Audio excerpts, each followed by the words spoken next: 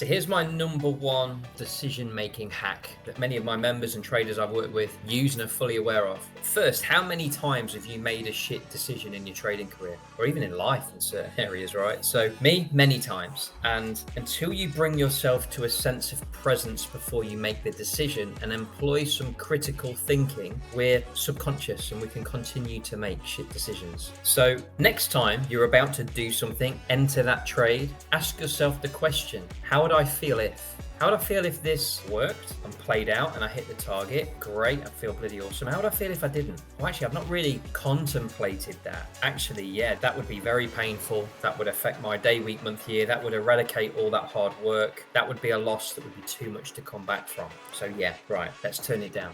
How would I feel if it removes hindsight from that decision-making process where sometimes we'll do something and be like, I wish I hadn't done that. By having that presence at the start, it totally removes that because you've gone through that process at the beginning. So the number one question that you need to ask yourself is, how would I feel if?